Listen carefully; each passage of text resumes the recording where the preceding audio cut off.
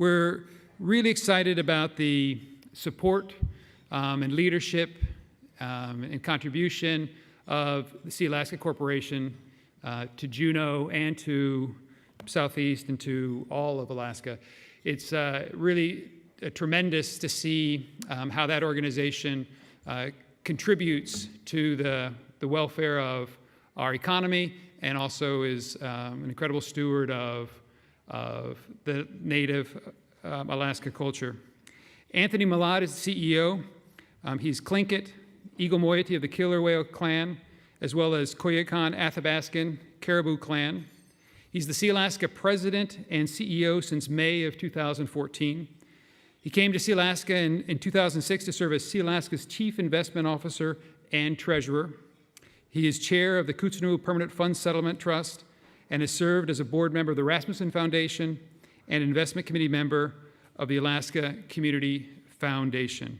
So please join me in welcoming Anthony Mallott.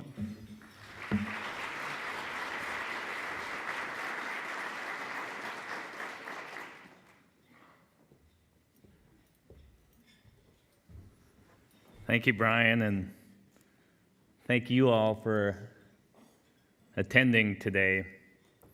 I kind of felt a little roped into this by Brian. And you know, when people say they start off a presentation by expressing how nervous they are, I find that off-putting, and I didn't want to do that, but I have an explanation for why that's my starting point, because it is a significant disclaimer culturally that I'd like to put out. I can talk all day long about Sealaska, about what we're doing, our strategy, how we're tying our strategy to our history, to our people, to our homelands, which we call Ha'ani. But when you're given the task of, okay, how did your ancestors think of innovation? Describe that, think through that. That is something that my uncles, my grandfather, the real culture bearers of our culture would be the ones that could talk to that. For perspective, I grew up in Yakutat, my traditional homeland. I got to go to Rampart, Alaska on the Yukon River every summer for fish camp. So I had a cultural upbringing. But in terms of understanding the depth of our values, I'm an elementary student. So as an elementary student, I'm explaining a very significant concept to this audience, and I have to respect all the elders and again, culture bearers who I have my limited understanding of this from. In our culture, as I start walking through this, you know, culture bearers were the ones that they finally started getting comfortable with their knowledge of our culture when they were elders. That's when they truly got curious and dove into the depth of what our ancestors had done, had given to us, the wisdom of our ancestors. So, you know, with that starting point, the presentation I have is a mix. I need to talk about how Sealaska has been utilizing our cultural values, how we got to this point, how we've translated our values, how we've gone through the process of assessing what did our people, what did our ancestors, the people that came before us, what did they get from following these values? What positive attributes did they receive from the behaviors that they fostered in their people? About 8 years ago, Sealaska Heritage Institute, you know, laid on Sealaska's lap 4 core cultural values. Those core cultural values didn't come from Sealaska. They came from a council of traditional scholars, elders from almost every one of our traditional communities, Yakutat, Huna, Angoon, communities on Prince of Wales, Cake, you know, other areas. These elders come together and they taught culture. And they were tasked with boiling down, if you could define what are the core cultural values of the Tlingit, Haida, and Tsimshian people, what would you come up with? So that was our starting point 8 years ago. We started off gung-ho. We wanted to create a system where we felt that these values would tie to action for Sealaska. And there was a board member who came up with the tagline, "Values in Action." That was the vision for where we wanted to get. But translating these values can be difficult. First off, because of the depth of understanding you have to have of these values and their use to be able to start using them and turning them into action in what is such a different setting, a clan, social structure, a corporation, a for-profit corporation at that. So that process, again, started with us, what we called our translation process. What did our elders get from this? We have some examples. Team-based approach to decisions. And this is our words. We worked with culture bearers that put it into the way a Tlingit would think, the way a Haida would think, the way a Tsimshian would think. And we've translated. Respect for environment is a pretty easy translation when you think of the way our people have lived in Southeast Alaska for over 10,000 years. Adaptability and resiliency, you think of the fact that they had to live through ice ages, mini ice ages. They had to move from their homelands, go into Canada for multiple generations, and have the drive to come back and repopulate the areas that were always their homelands. And then innovation. When I started looking into this, just the real drive of how their system fostered innovation. I'm going to hit on a few things. When I get to the point of describing what we mean by Tlingit innovation, we have some examples. There's many more. The halibut hook is a great one because of its recent honor of being awarded an Innovation Award. Formline art is something that I find absolutely amazing and can be taken in 100 different directions and fosters just great creativity. Our language. You could think of our clan houses being one of the only indigenous societies that had permanent villages, permanent housing. Our nachains, our chilkat blankets, if anybody's really had the time to study what goes into a chilkat blanket. It all has come from the value system that our ancestors utilized. So I'll walk through, and I've done this with this group a few years ago, and while I could probably give this presentation over and over again, there's so many nuances to this. Ha'ani, we used to translate it as our land, and that's kind of the literal translation. But the more we worked with our traditional culture bearers, the nuance here is it's not our land, it's our homeland, it's our country. It encapsulates not only the land, the beach we live on, the river systems, the ocean, the entire environment that we live in and claim ownership to, claim to be an integral part of. So that's a translation that has developed for us, and when we think of the power of this for Sealaska, we have tied every single one of our business lines to Ha'ani, our homelands, where we come from. We operate land management businesses. We're in the seafood industry. We take resources from the ocean responsibly, and we are in the environmental service and ocean monitoring businesses.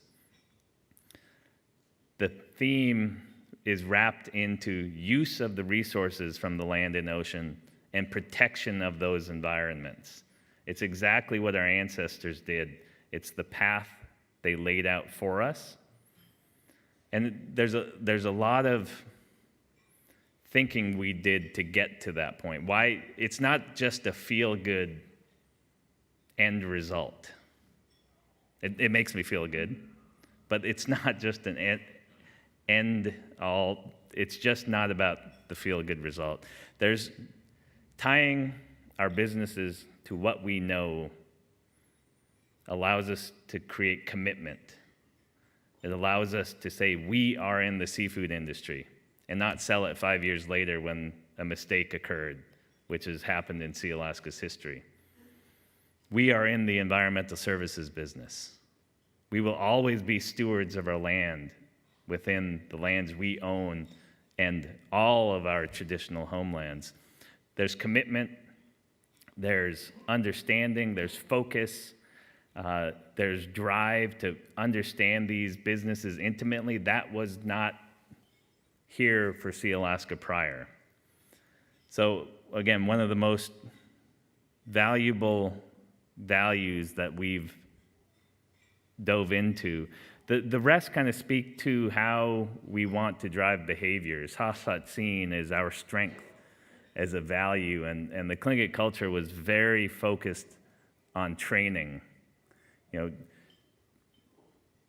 has anybody heard the story of one of the training techniques from very early on? As a 6-year-old, you went to live with your uncle, and at that age, you started your training. Strength training, every morning you had to go sit in the water for half an hour or so. Middle of winter, it didn't matter. Summer through winter, that strength training occurred. You know, in Yakutat, they had the young kids running 30 miles up and down the beaches for 2 reasons. One, strength training, but they had found iron in wood that had drifted over from Japan, China, and they wanted their kids to go find those pieces of wood that they knew could be useful to them. So this focus on training and strength was so ingrained in our people. The ability to jump in a canoe and paddle to the Aleutians or down to California only comes with the ability to have been trained early on with physical strength.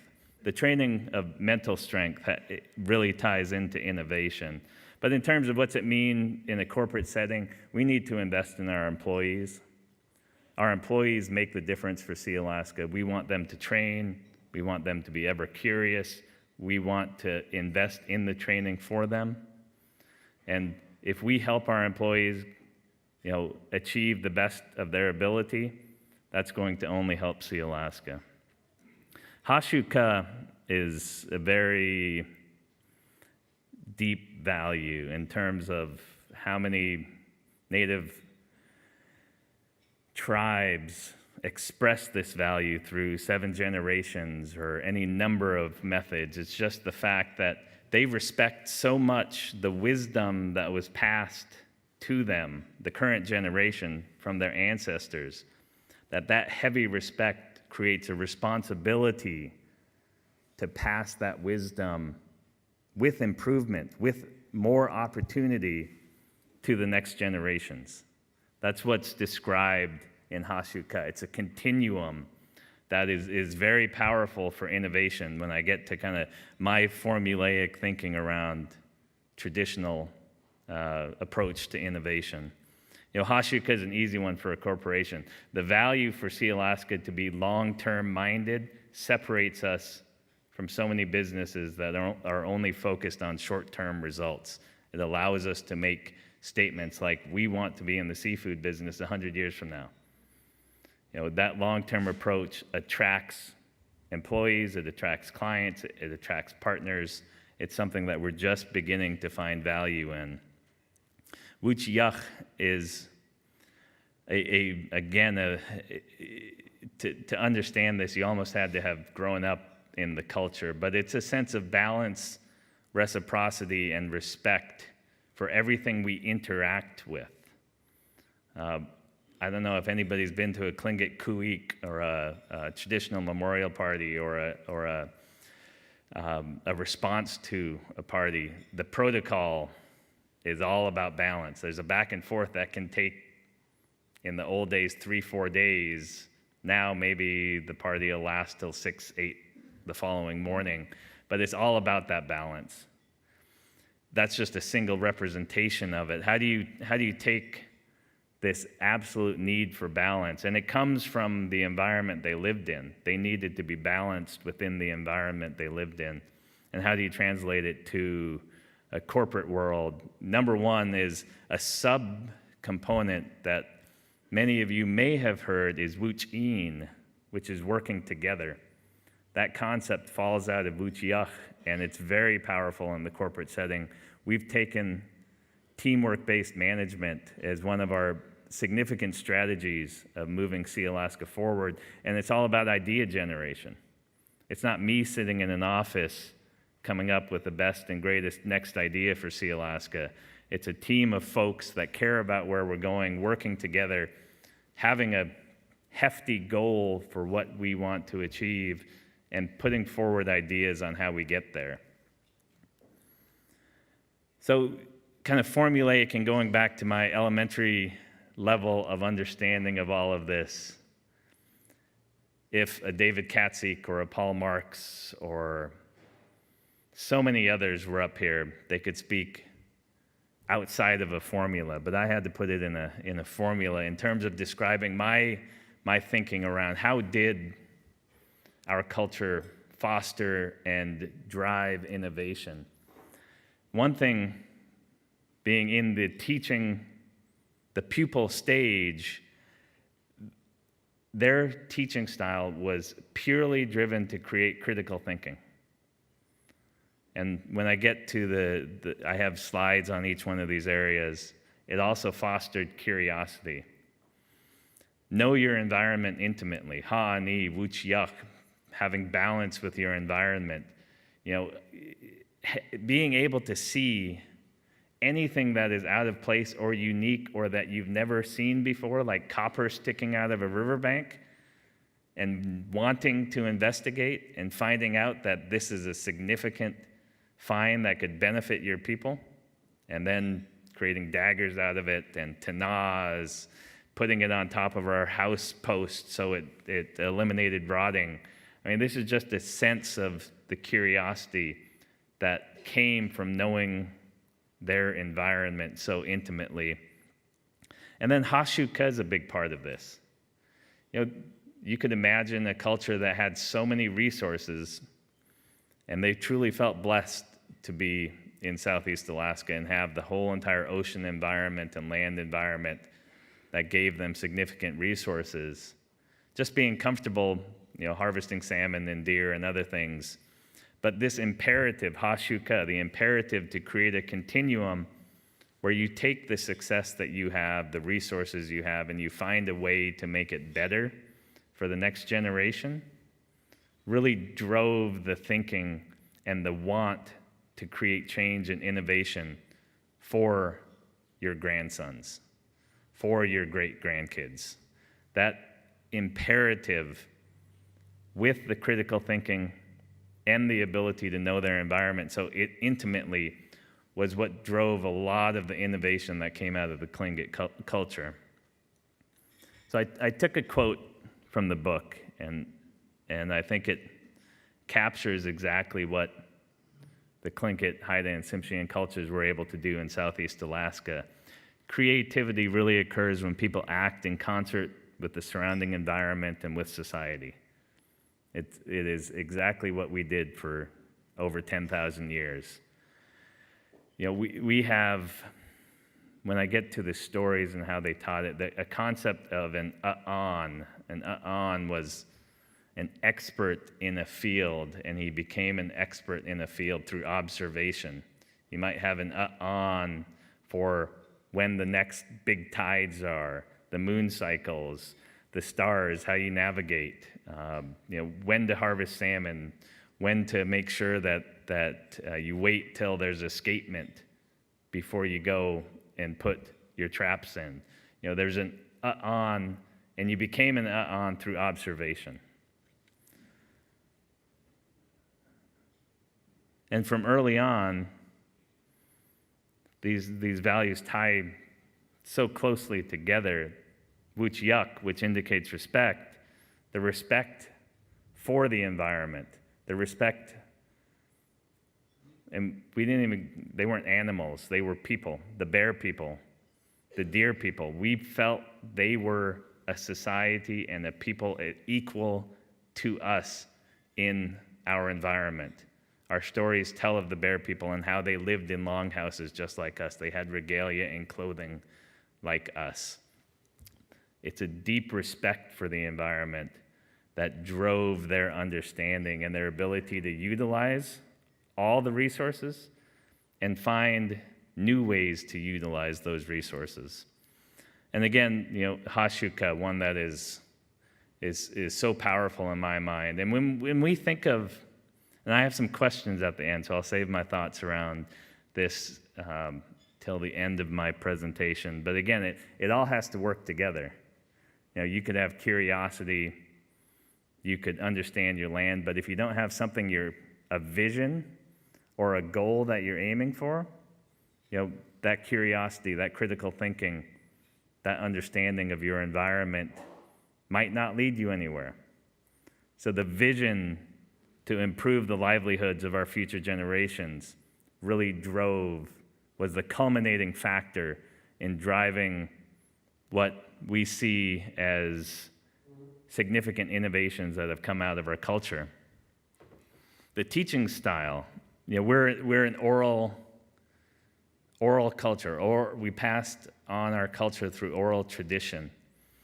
And we did it through stories.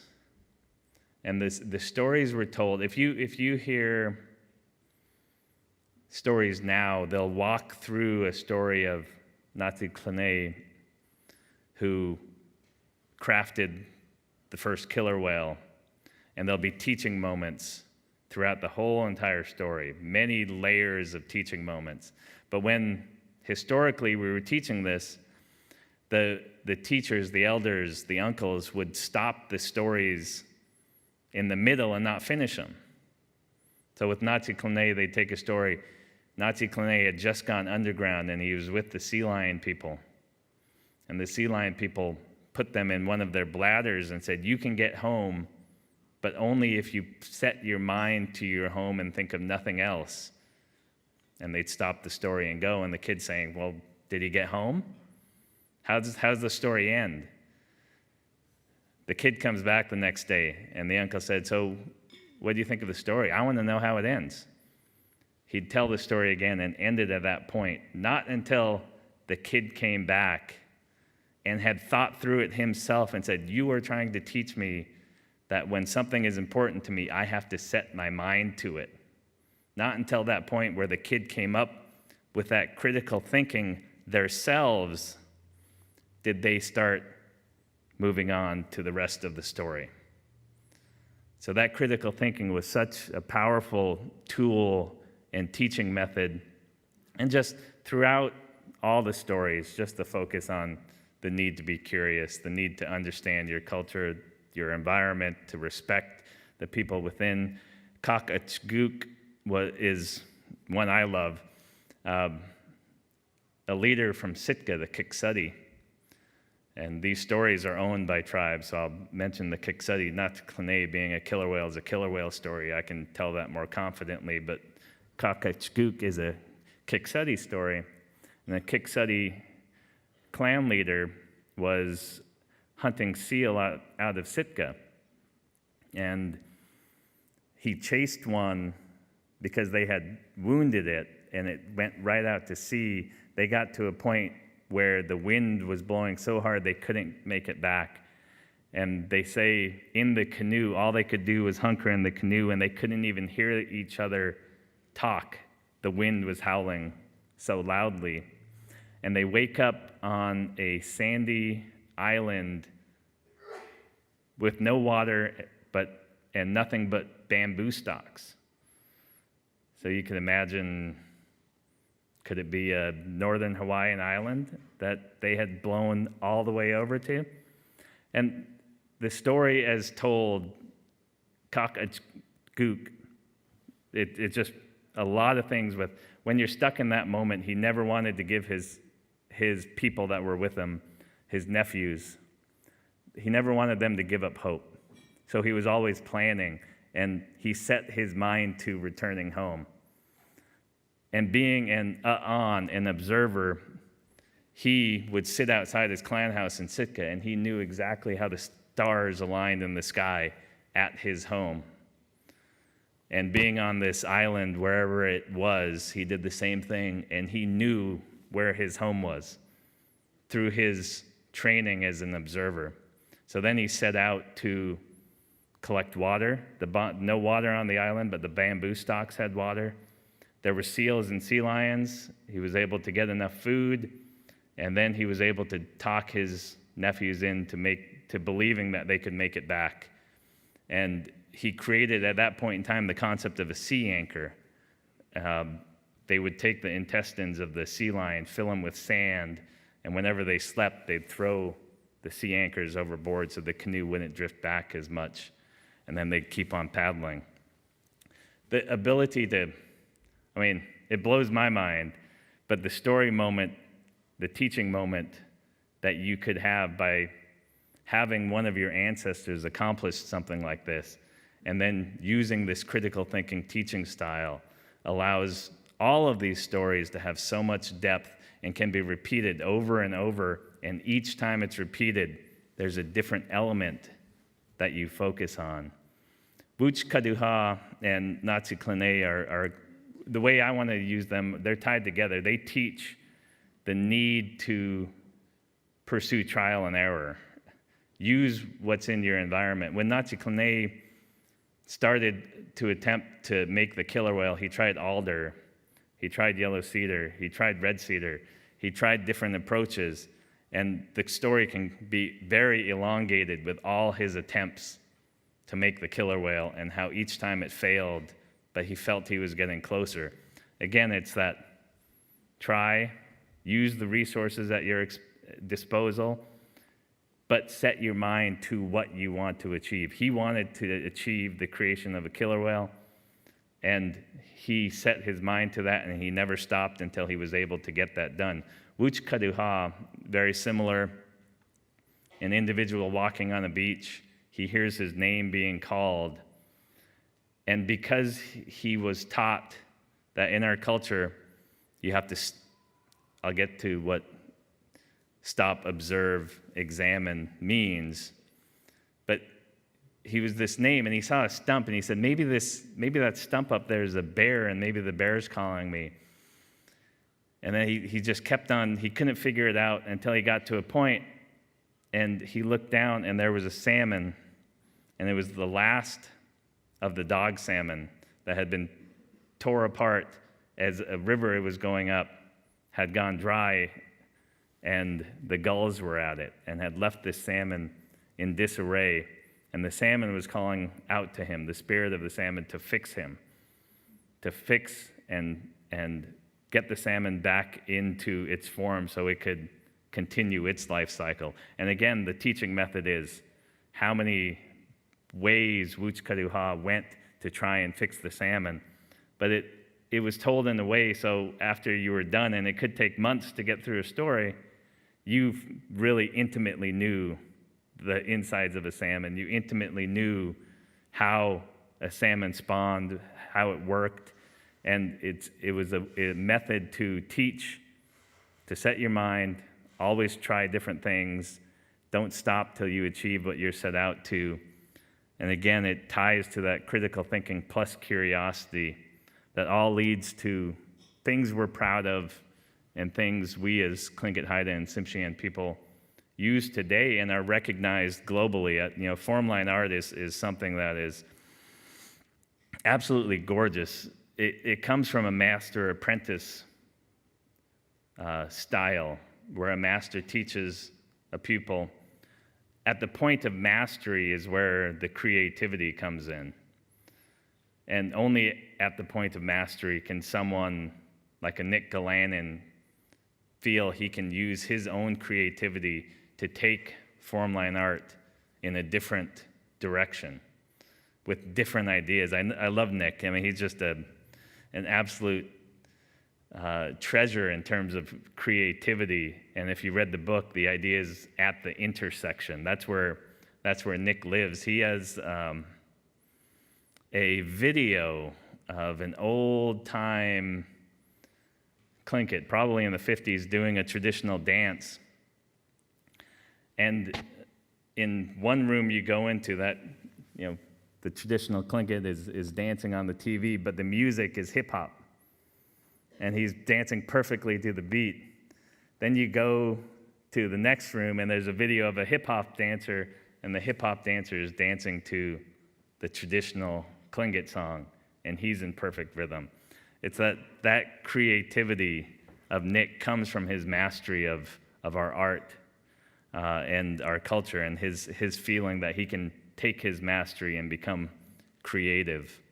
The innovation around land and water is again, just goes back to the intimate knowledge, the ability to, take yellow cedar, alder, whatever Nazi Cliné was using to create something that no one ever would have expected in the killer whale. It's one that only comes from having lived in the same place for 10,000 plus years. Our language, it's so hard. I think there's 8 sounds that are in no other language in the world. There's over 20 ways to conjugate verbs, a single verb.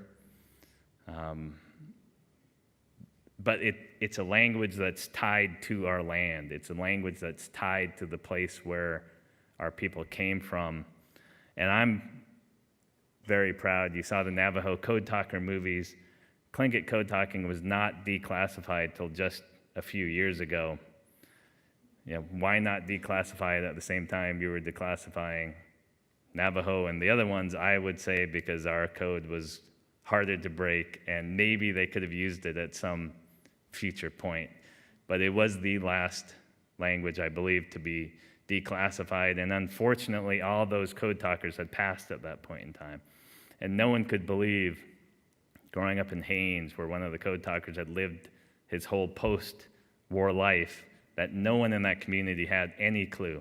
They took that secret to their grave, the classification of that to their grave.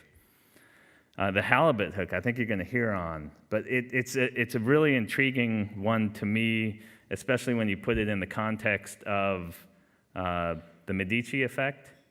Was this an incremental innovation, or did one day someone out halibut hook fishing just think, this is what I need to create? I don't know the answer.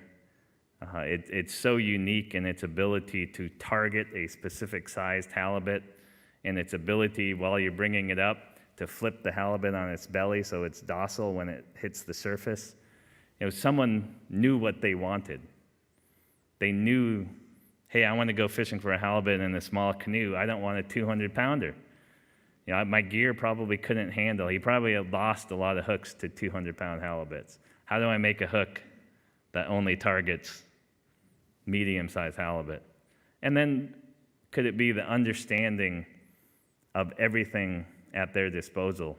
There is no doubt that they had opened up and had big halibut and saw that a 200-pound plus halibut can have 4 million eggs in it, and a 50-pound halibut can have 200,000 eggs in it. That knowledge could have driven them to be the strong stewards of their resources that they were. So it's one that, the stories of the halibut creation it was a gift from spirits, is one of the stories I've heard. So was that something that maybe a clan found? There was a lot of migration over the 10,000 years, or was it something that someone, the gift was someone ideas being sparked and actually coming up with this innovation that allowed them to get a great resource that they previously didn't have access to? So kind of trying to tie it back to Sealaska and what we believe, not all of these values you can take from a cultural perspective and put into corporate use. Working together is a great one. And I wanted just to talk on what Wooch is. I'll go back to, so a lot of people have used Wooch in the concept of working together. They've used paddling together, and a canoe is a perfect representation. If you're in a canoe and you're paddling hundreds of miles, you know when you're out of sync. You know when someone's not pulling their weight. You know when someone's not paddling in sync with the person in front of them. It's a very easy representation of the need to be in perfect coordination, people to be in perfect coordination to get where they want to go. But Wooch is not just people working together. Wooch describes our entire environmental system working together, our people working in concert, again, with the brown bear people, the salmon people. And in terms of the corporate setting, it's not just our people working together, it's our people working in concert with all of their resources. IT is a resource. Human resources is a resource. Working in a concert where you are getting value from the resources that you have, but you're not overutilizing those resources for limited value. So it goes a step beyond than simply just thinking of a teamwork-based environment. It's making the most out of the resources you have at your disposal. And Kokadahan Adiyu Anafgain is the stop, observe, examine. And it's the starting point for curiosity. When we jumped into the seafood industry, we had previously owned Ocean Beauty Seafoods and had sold it. And again, it was one of those moments where we did not have the commitment at that time to be in an industry that makes so much sense for a company like Sealaska to be in. So before we jumped in again, we took this approach. Stop, observe, understand as much of the industry as possible, examine, understand why you sold Ocean Beauty in the first place, understand all the risks that Sealaska would come up against in owning a seafood company, our shareholders possibly being on the other side of a transaction, a price transaction, local issues. Why do you open the plant in Angoon and not in Cake? We had to understand all of these efforts and put forward a seafood strategy that we think could be long-standing and be different from the first time we stepped our toe in the water. Simple goals: be as adaptable and resilient as our ancestors, use their methods to improve Sealaska's long-term success, and if we're good and we get it right, create the same perpetual system where when I leave and our COO or other employees or our board members leave Sealaska, they know the system is working and will self-perpetuate itself with the same concepts of Hashuka our ancestors used. Sealaska is about providing current benefits to our existing shareholders, but making sure we recognize the need to provide those same benefits plus more to future generations that are hundreds, if not thousands of years in the future. And the final tie that we're working on right now, because we are finding some success following these methods, wealth in our culture was assessed by how much you gave away. A clan leader's reputation was built by holding a party and giving away more items of wealth to his surrounding clans. That was the wealth assessment. For Sealaska, if we can get to that same point where Sealaska's wealth is assessed by how much they give back to their shareholders, then all of this will have worked. It's a vision. It's one of those big goals that we have to work towards, but it's where we want to get, and I think it's the right place for us to get. Last, when you go through the book and you try to, this is my thoughts on traditional approaches to innovation. One question that would naturally come up is this just incremental improvement? You did live in the same area for 10,000 years. Was there a hook concept that over 1,000 years finally became the halibut hook? Or was it true stepwise innovation based on the methods that you followed? I don't have the answer to that. I do know that in the context of the Medici effect, we did have a limited cultural intersection. Other cultures were not easy to come by. Mostly they were done by raids and trading, but we did have some. So knowledge sharing as a concept is one that would need more investigation and examination to really tie this story together was the knowledge sharing, the fact that we did trade all the way from California to the Aleutians. Was that part of our ability to work within the intersection? We were a matrilineal society. We were not male-dominated. The women had a very powerful voice in our culture. Was that part of our ability to have more voices and idea generation? And of course, the whole concept of living in a system, there were other cultures. There were the bear people and the deer people and the salmon people that we could observe and understand their behaviors.